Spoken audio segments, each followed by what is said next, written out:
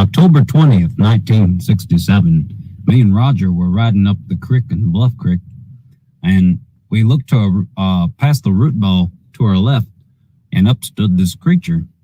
Now, you all know the story from here, but this is the confession.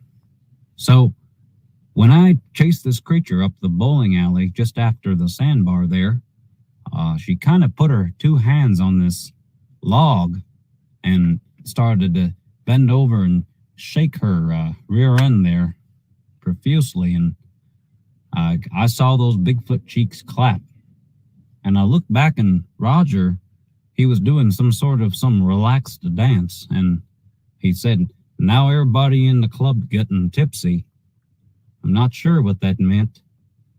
And, well, all I thought was, they really are real. They really do exist. So that's the confession, and Russell Accord can suck my...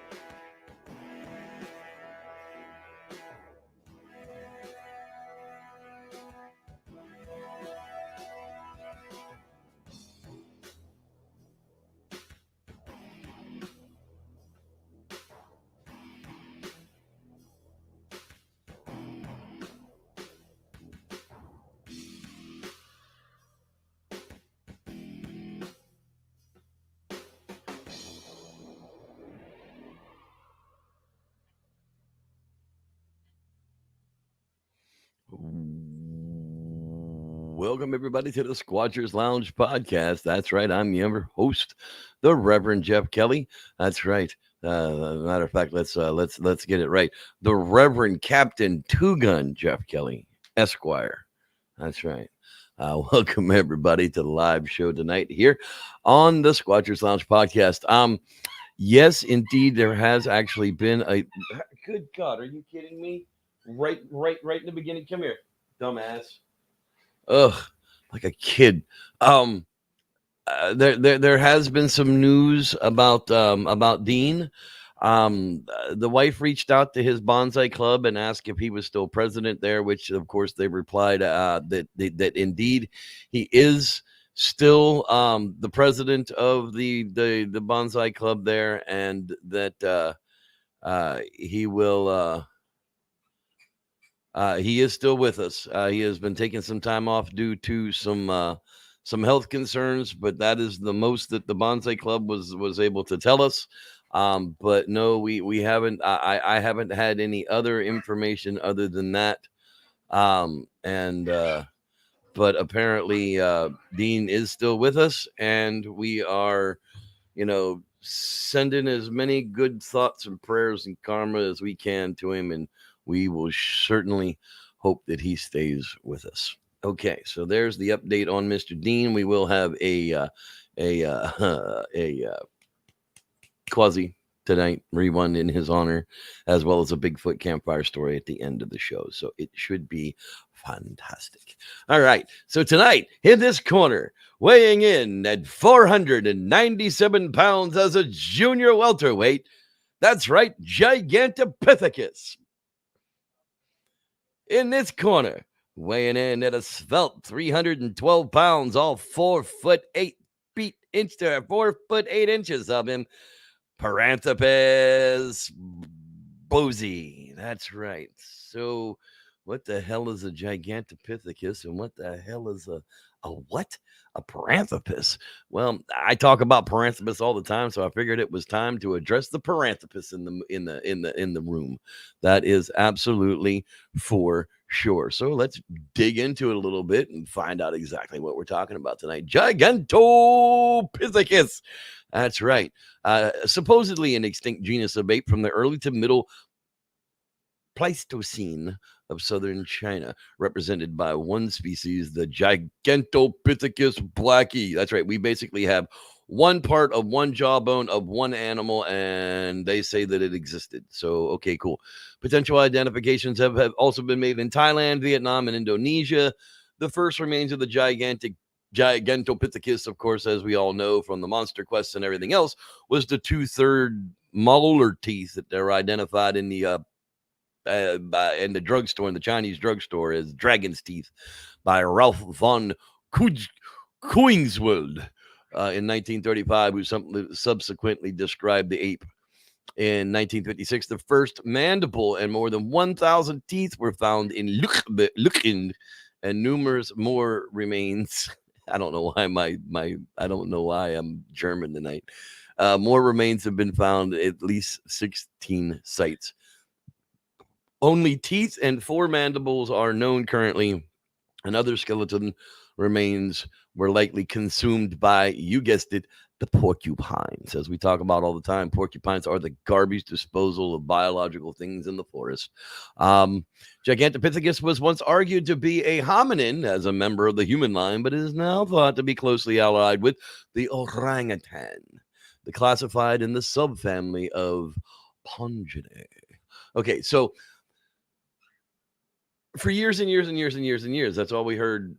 The one credible doctor that we thought talk about was Gigantopithecus blackie, the orangutan from China. Could have made his way over the Asian land bridge into the Americas and somehow turned into the American Sasquatch.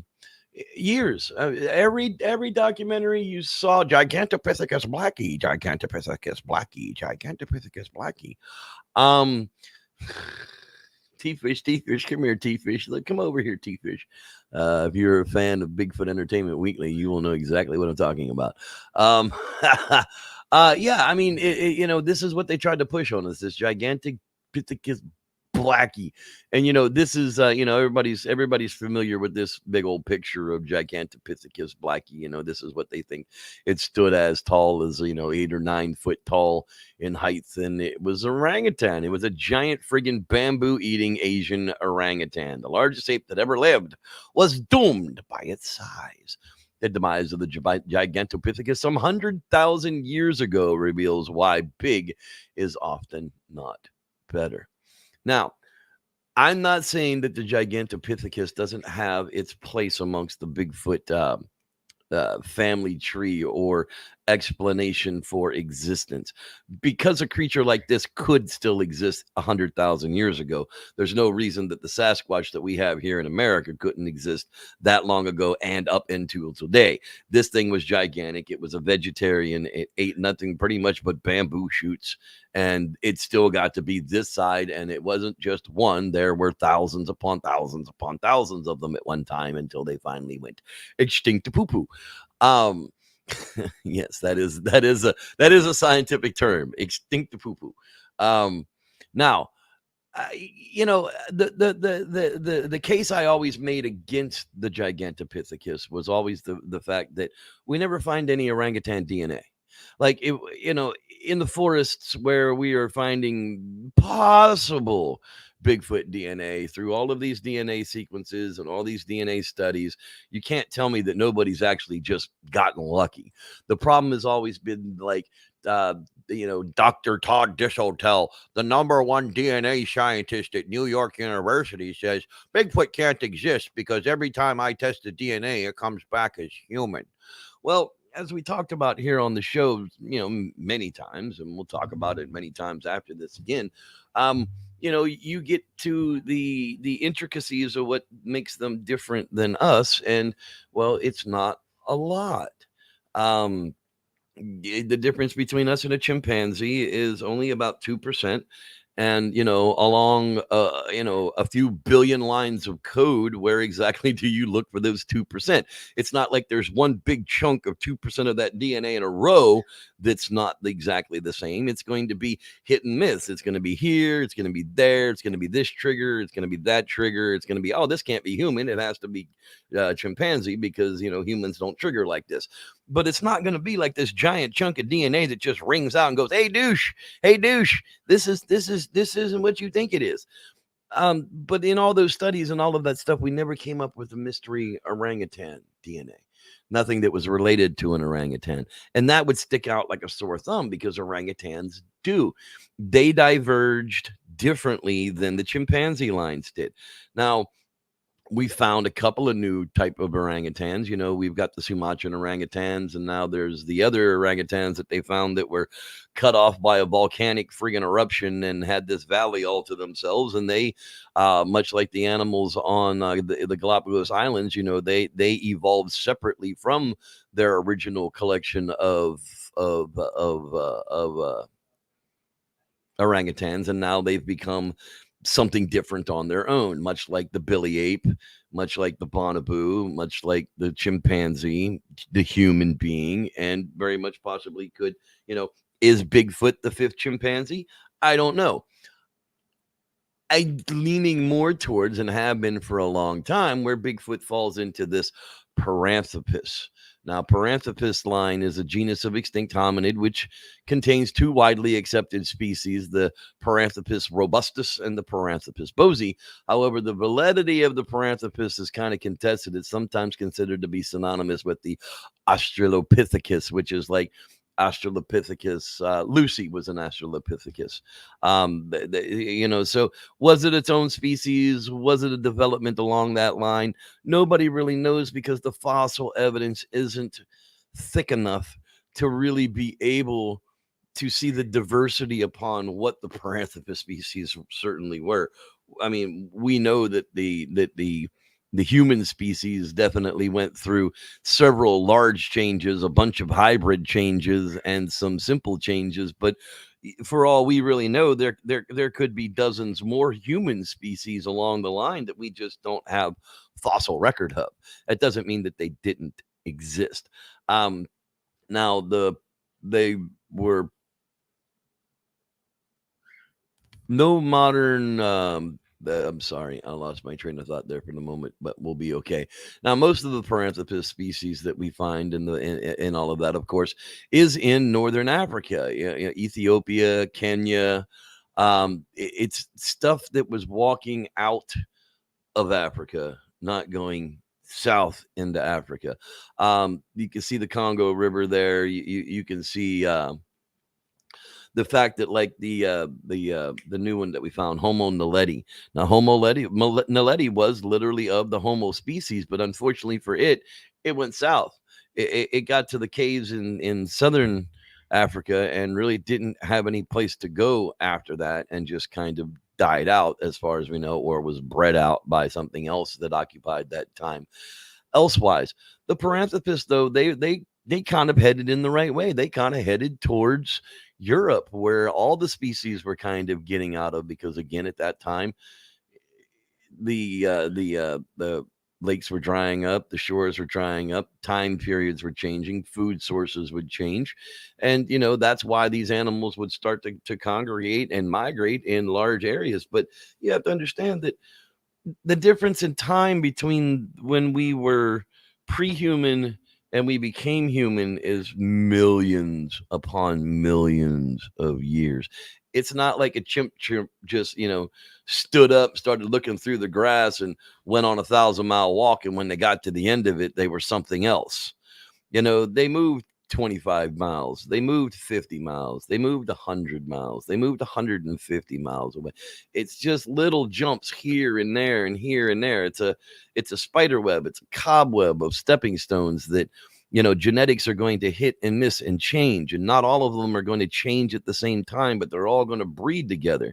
A lot of things. The Paranthropus bosei, of course, Eastern Africa, Ethiopia, Kenya, Tanzania, about 2.3 million to 1.2 million years ago is when these fossils that we discovered have kind of existed. It's characteristic by a specialized skull with adaptations for heavy chewing, a strong sagittal crest in the midline of the top of the skull, anchored by the temporal muscles on each side, large chewing muscles from the top into the side of the brain case to the lower jaw, and it moved its massive jaw up and down. The force was focused on the large cheek teeth, molars, and premolars, which means that they were mostly eating vegetation, not meat. They're not concentrating on their canines. They're not concentrating on their severings, on their incisors. the larger opening for the bigger jaw muscles to pass through, and the supportive massive cheek teeth is 4 times the size of the modern humans. Bigger brain skull than the Ethiopicus, and it's the thickest dental enamel to any known early human. But again, these were pre-human, not pre-human necessarily, but beside Paranthropus, besides the human. All right, let's go ahead and take a breather for a moment before we absolutely go insane and I lose my absolute mind and realize that you didn't see any of that. Jesus God in heaven. So let's go ahead here and take an eyeball, and let's go ahead and have our quasi theory of the week, and I will regather my thoughts and we'll get back to everything going on. Enjoy this one here from a quasi refund from our quasi scientist, Mr. Dean Cooper. And now, quasi theories from a quasi scientist with your host, Dean Cooper. The gods are blowing bubbles. A few days ago, while waiting for the incipient new year, I took a break from waiting and perused my daily conglomeration of Google News alerts. I have Google watching for news on a variety of things for me. Bigfoot and Sasquatch, of course, alien invasions naturally, weird news, understandably, and science in general for light reading. An article on phys.org caught my attention. It is titled, "Our Universe, an Expanding Bubble in an Extra Dimension." I thought, astrophysicists and cosmologists blowing theoretical bubbles, just the thing to fill my idle time with. The article is a gloss of a paper published by 5 researchers in theoretical astrophysics and cosmology at the Institute for Physics and Astronomy at Uppsala University in Sweden. The article is also illustrated with an image created by one of the authors. That image shows a bunch of galaxies floating on the surface of a bubble. The article says that bubble is expanding, and that expansion is proposed to be in an extra dimension, beyond the usual 3 we have known and come to love. The article throws in a bunch of stuff about how the researchers tie this higher order dimension into general relativity theory, quantum mechanics, string theory. I thought, tie everything together with a string?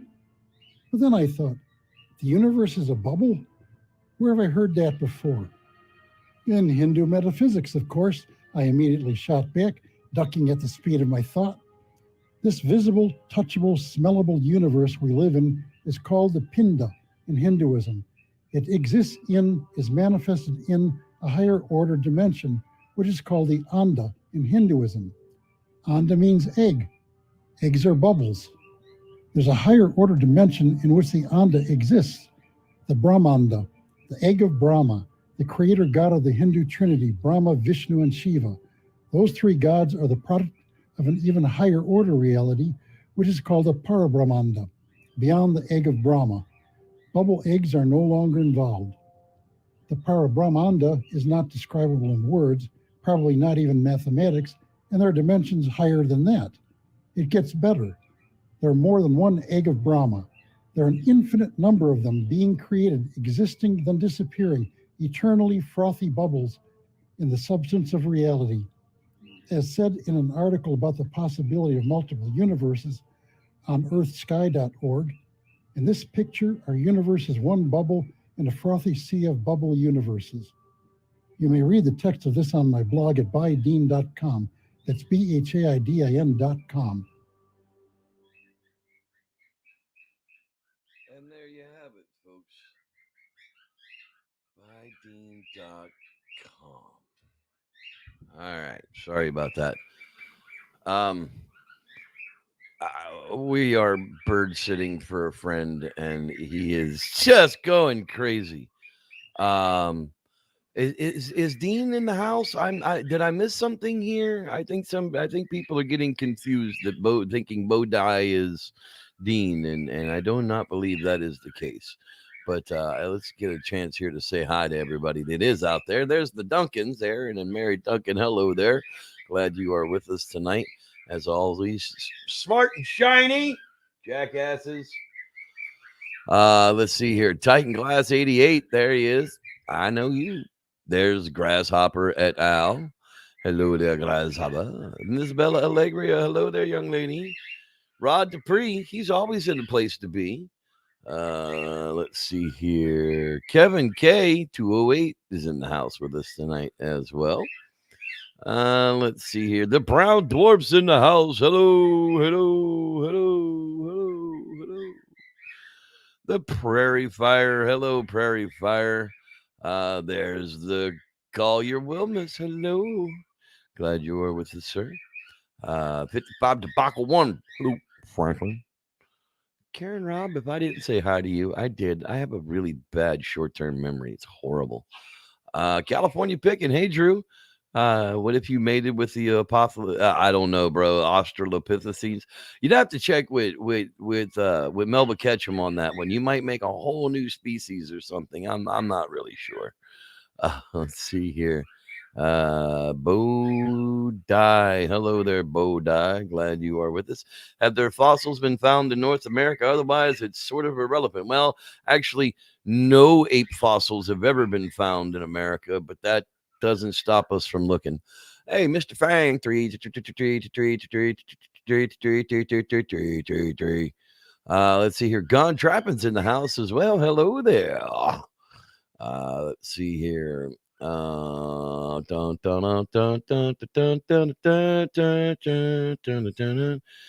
Rife. Hello there, Mr. Don Rife. Glad you are back with us as well. Okie dokie. Yeah, I didn't think that was Dean, so that's for sure. Lance Windsor is in the house as well. Collier Wilmus, if I didn't say hello to you, I don't know why, because I know you're here. I even thought you commented somewhere. Maybe I was just imagining that. I don't know. Nope, there he is. All right,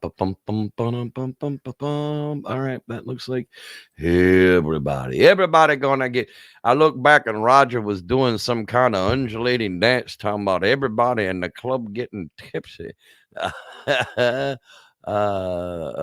the Bigfoot trip is on September 21st to September 25th in the Pi Valley at Pi Campground. That is where we will be. The camping trip, absolutely. We still have plenty of space. You can get a hold of me on Facebook and catch me a message there, and I'll be glad to give you the information. The campground is in the El Dorado National Forest, off of Oma Ranch Road, or down off of Oma Ranch Road, down into the Pi Valley. So if you want to check it out on Google, that is where that's where the campground will be, and we'll be in there the first morning of the 21st through the 25th, and that's where we'll be. So if you want any more information, let me know. Frank Smith, hello, Mr. Frank Smith. Glad you checked in. I probably did say hi, but it's one of those days. I've had a tough week. Let's just put it that way. Damn doctors, I hate them. Bastard sons of bitches. Anyhow, I digress. We go back to Gigantopithecus. That's right. Paranthropi. Here, let me bring up some things so you can actually see them.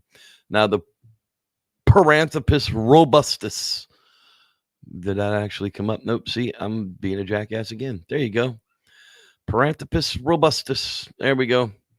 The Smithsonian, of course, is an awesome website. It just has all kind of crazy stuff. About 3'9" tall. Women are about 3'3". Now, you have to understand that the Homo line during this time period wasn't any bigger. So if we're 5 and 6 and 7 footers now, the Paranthropus species could very well be 6 and 7 and 8 foot as well. There's absolutely no reason. It's an example of the robust Australopithecine. They have a very large cheek teeth with thick enamel focus for their chewing in the back of the jaw. of course, as they tell that's from eating all of the vegetation. The Paranthropus robustus had large teeth as well as a ridge on the top of the skull, so they could pretty much chew and crush anything: nuts, seeds, roots, tubers in the back of the jaw. However, after I lost what the hell I was reading, so there we go. Scientists have not found any stone tools associated with the Paranthropus robustus fossils. Experiments and microscopic studies of the bone fragments shown that these early humans probably used bones as tools to dig in termite mounds. Through repeated use, the ends of these tools would become rounded and polished. Termites are rich in protein. So basically, they were making bone spoons and tearing into termite piles with them. All right, way to go, you guys. Yay, Paranthropus. Based on the Greek word meaning para, or beside, or near, and anthropos, meaning man. There are basically 3 species of them that have been identified as being separate but not same. The robustus, meaning strongly built, which of course, it's great big skull and thick bodied. The Boise, honoring Charles Boise, who helped fund Louis Leakey's fossil hunting expeditions, and the Walkery, honoring Alan Walker, who found the black skull. And I have a black skull here.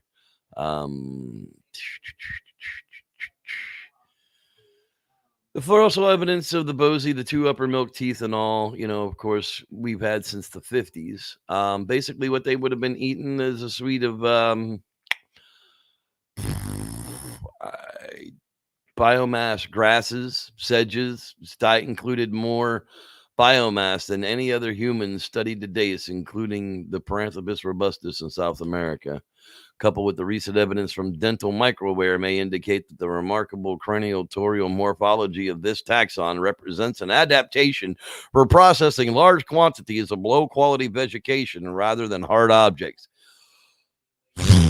In other words, that's a big fancy way of saying he can eat the absolute most garbagest of trash grass, and still survive. Much like, the panda bear. Yeah, so that's what we have for the Paranthropus. Why, if during the entire species evolution of humans, Paranthropus were besides us, and they were never considered to be a direct ancestor of human, so they were definitely separate but equal. They probably evolved from the Abathalith africanus, afarensis, or from even earlier species such as the Animesis. They believe that the Walkery was a direct ancestor of the Bosie. So, much like Neanderthalis and or Erectus and Homo brigensis, and we have a line of what we guess, like Blinking in the watchtower. Blinking, what are you doing at watchtower? Guessing. I guess nobody's coming because Blinken was blind.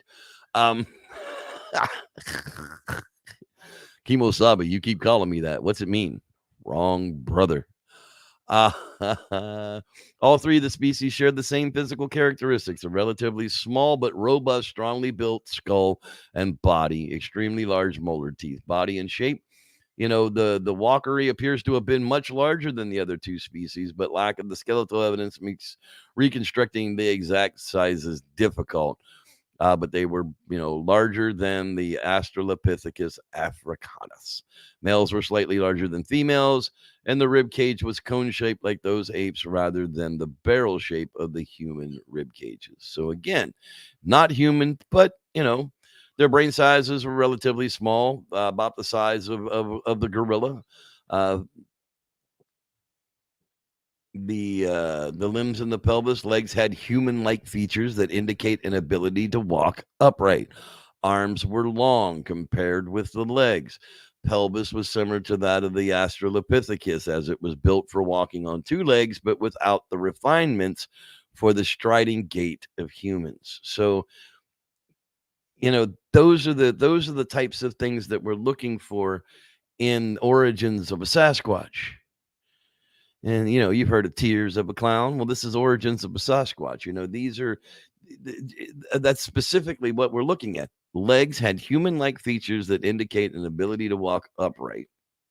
Arms were longer compared with the legs, and the pelvis was similar to that of the Australopithecus. It was built for walking on two legs, but without refinement, which means that's the weird walking gait that we see in the Patterson film that a lot of the scientists point out that that's not a normal human walking gait. And somebody trying to reproduce a walking gait of, some type of paranthropus wouldn't even know what the hell the paranthropus gait would look like to reproduce it. So saying that, Deadeye Hieronymus was the one in the suit, trying to just act weird and walk weird, well, then his hips don't line up with his elbows, and his elbows don't line up with his ankles, and it gets really freaking more weird from there. Now, they say that they had some kind of culture. The major scientists believe the species did not manufacture stone tools, but they used sticks, unmodified stone, to access the tubers or hard nuts in the part of their diet. This suggested that they lived in social groups based around a dominant male and several females, so similar to modern gorillas, which is kind of what the evidence to, the Sasquatch kind of points to. Most of the problem Sasquatches that are out there are probably juvenile males that just don't have a territory of their own, plastered out for the females to wander into. Males will probably breed with any female that wanders into their active environment that's ready to breed, and that's not very often. Apes only breed like every 5 years. So, this is a lot. There's a whole lot more information upon basing the Sasquatch idea off of a species that definitely existed alongside of the humans at the time that they were, basically the same size. Lucy was only 3 foot something. And, look at us now. Yao Ming, how big is that guy? That guy's like 7'2" or 7'4".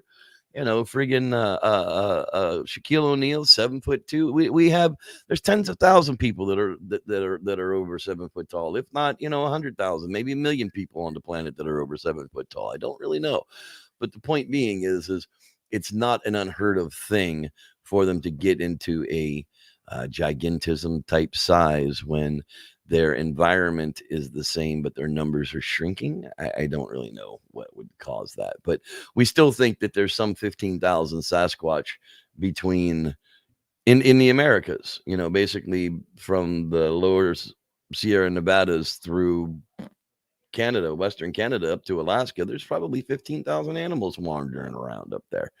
It's just a matter of money, effort, and time, and government freaking cooperation, because that's probably what it's going to take to get all of this stuff actually figured out.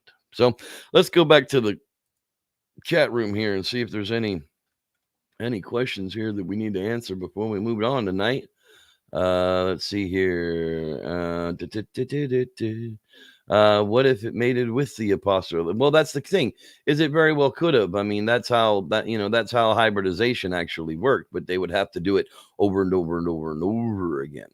That's what was the first thing? What laid the first chicken egg? Well, the proto chicken did, and then the chickens overwhelmed the amount of proto chickens that they were, and they all mated together. And in the end, all there really was the chicken. The proto chickens were gone.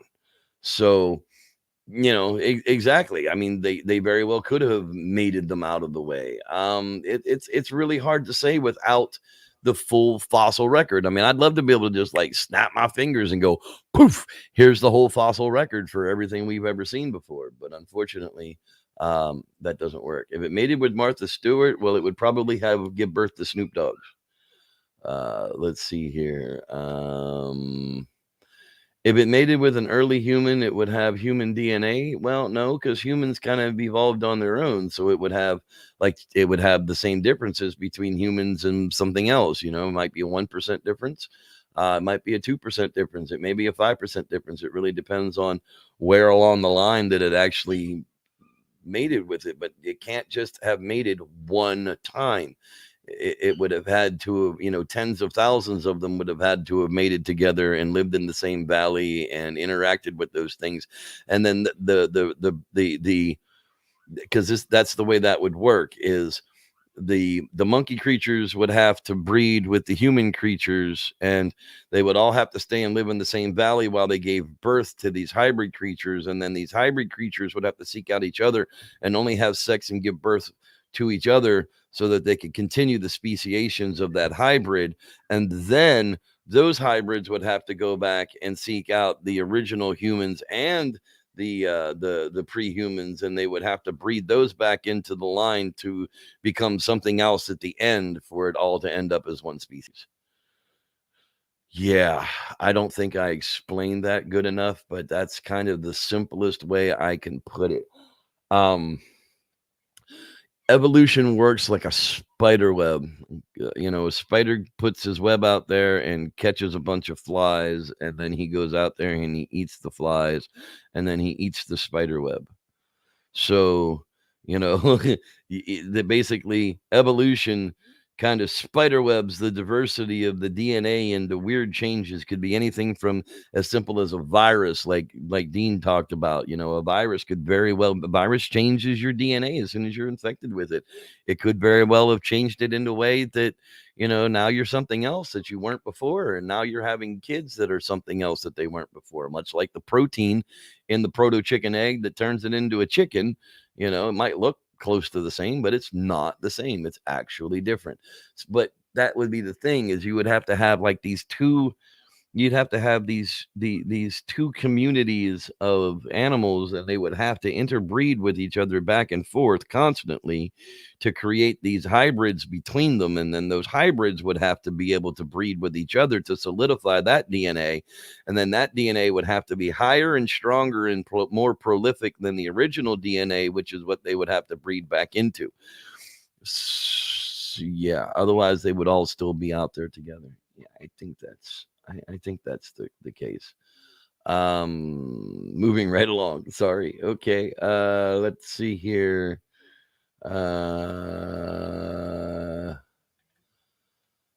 Okay, I think we're good. I think that is probably the most the Dixie Fire is quite a ways. That's up, yeah, you know, probably 150 miles from here. My place is actually pretty safe. I live in the middle of the rice paddies.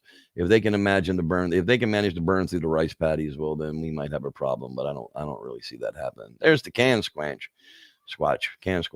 They checked in a little late on us as well.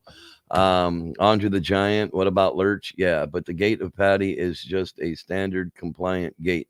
No, not standard compliant. The guy that was able to reproduce it in the Bigfoot Science Meets whatever that show was, he was able to reproduce that gate, but it was his body still didn't line up with the proportions of the one that was in the videos. So, you know, if the hips can't match with the elbows and the elbows can't match with the knees, then it's kind of irrelevant as to what the gait looked like. The red wolf, a hybrid that is now on its own species. Exactly. There's some coy dogs that are now, you know, its own species. These freaking chupacabras that they're calling in Texas. There's more than one kind of chupacabra now. There's the demon horned blood sucking goat killing chupacabra, and then there's these 4-legged dog looking things with no hair. No, okay, those are sick ass freaking coy dogs, and they need to be freaking put out of their misery. That's not a chupacabra. That's just like, oh, I saw a hairy thing came out of a portal. It has to be a Bigfoot. I've seen lots of hairy things go in and out of portals, and none of them were Bigfoot. Trust me. Sorry. If you think that this show is for children under the age of 13, you would have been mistaken. You probably will want to go and ask your parents if they love you. You might be surprised at their answer. And with that, I'm going to wrap up this edition of the Squatchers Lounge podcast and our talk of the Gigantopithecus versus Paranthropus. In a real fight, Gigantopithecus is probably going to stop the living cramp out of the Paranthropus, rip his arms off, and, you know, he's not going to eat him. He's just going to throw him at him. So, you know, there's that. But in the long run, to make the case for what's left on the planet to be Sasquatch, Paranthropus were going in the right direction, as were the the Homo line. So it's hard to really say until we catch one and start cutting the DNA up. Anyhow, with that, everybody, I want you to enjoy, be well, treat each other well, and may the Squatch be with you. Enjoy this Bigfoot campfire story. It's a long one.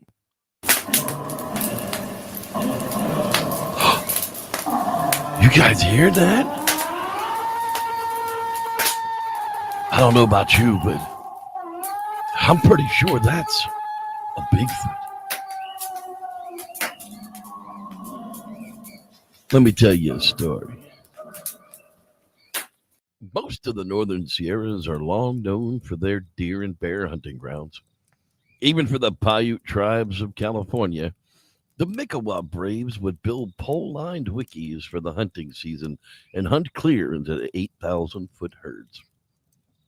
It was known that the Pahizoho, or Bigfoot, roamed these lands late into the season, as they were here for the same reason we were: food.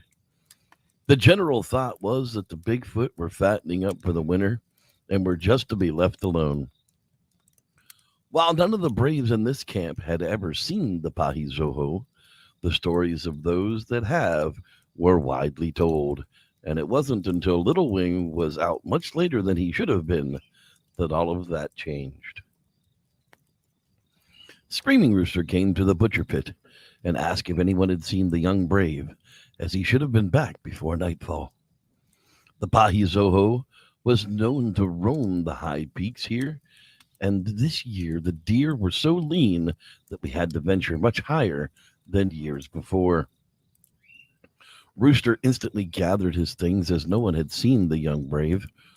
He asked myself, Broken Antler, and Three Paws to come with him in search. We took the now well-worn paths into the hunting grounds, as there is where Little Wing should have been returning from, with fresh kills for us to butcher. Deer camps were much like a production line between the hunters, butchers, and the main camp.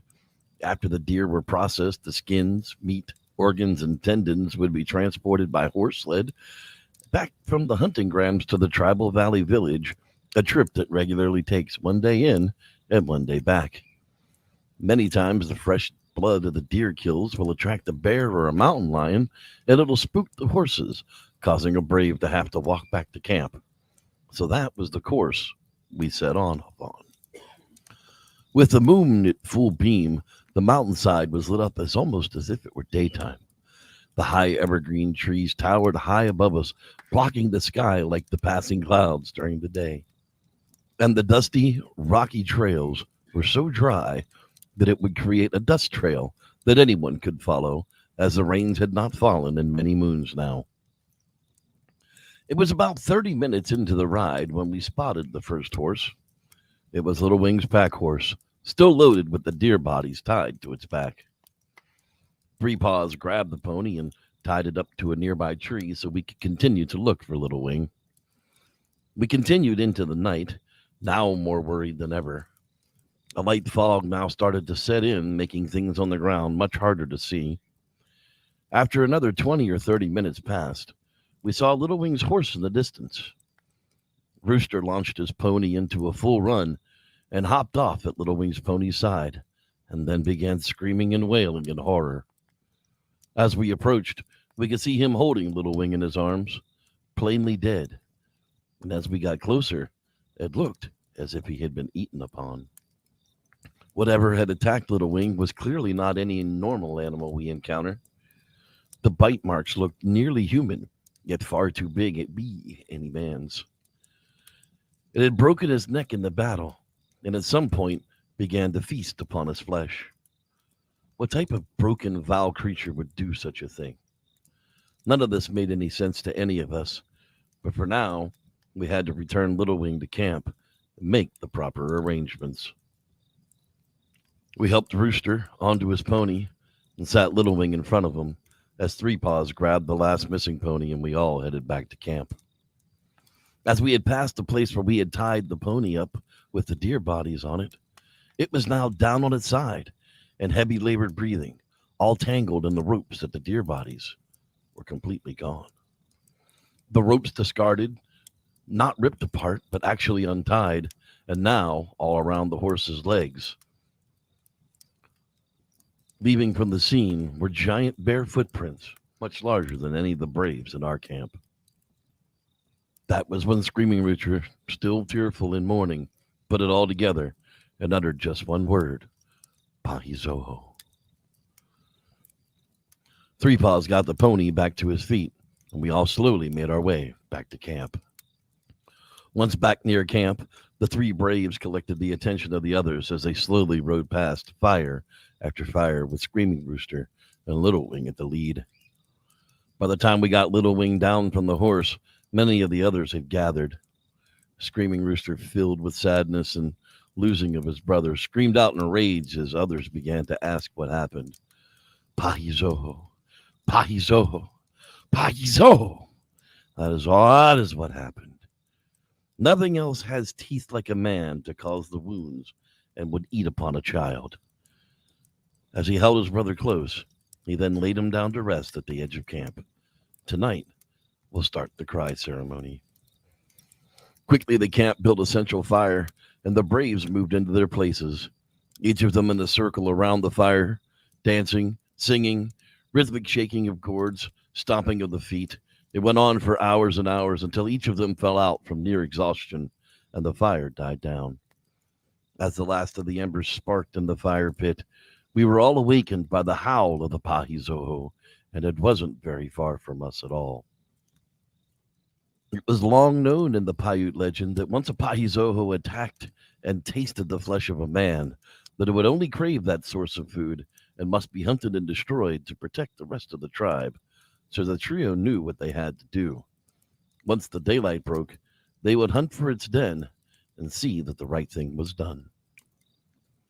At daybreak, Screaming Rooster, Three Paw, and I quickly gathered our war gear, and two others joined us from another camp. Silver Pony and Black Snake were cousins to Little Wing and would hear no more of being left behind on this needed hunt. Other parties broke up into small groups and began to cover the mountainside in search of the Pahizoho that killed Little Wing. Every now and then we would cross paths with another group and share where we had been to search and attempt to cover as much ground as possible. It wasn't until we arrived near the caves and the rock crops that we began to smell it. A pungent odor that could only be described as wet animal and raw sewage mixed with bad food. And then Black Snake noticed the tracks of a man far larger than any of us. Silver Pony launched an arrow high into the air as a signal to any other groups that may be close. We all dismounted, tied the ponies down, and began to search. The smell was evident and becoming more stinging to the eyes and nose, like rotting meat and feces all mixed together. We went around a blind corner, and we moved and saw a surprise water source, a small, moving water leak of a puddle with fresh, bloody, extremely large handprints all around the rim of it. A little further into the rock outcrop, and there we could see it in the corner of the rocks. It was the Pahizoho. Badly wounded, with Little Wing's blade wedged plainly in its thigh, Screaming Rooster took no time in placing several arrows into the hulking creature, not so much in revenge, but it seemed more in the pity of the suffering animal, as a tear ran down Rooster's face, and the Pahizoho moved no more. The men dragged the creature from its death location out onto the open, as other groups of hunters arrived. Little Wing's blade was thrust so hard into the beast's thigh, it went clear through the bone. Screaming Rooster forced the blade from the creature's leg so hard that you could hear the bone break, and then he collected his arrows and placed the creature's eyes at rest. Upon looking at what appeared to be more man than beast, it was covered in hair from head to toe, nearly all the same length. A large, rounded head sloping backwards with a large ridge above its eyes.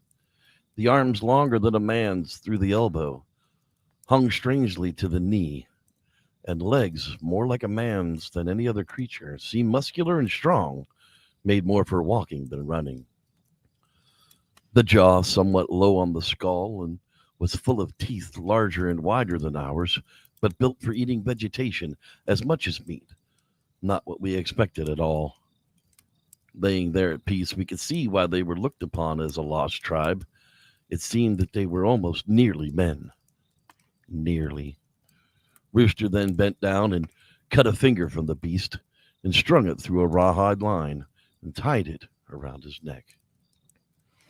Not really knowing what to do next for the creature, the men gathered some rocks in a circle and piled a fire tall without lighting it, a symbol of their respect of its passing.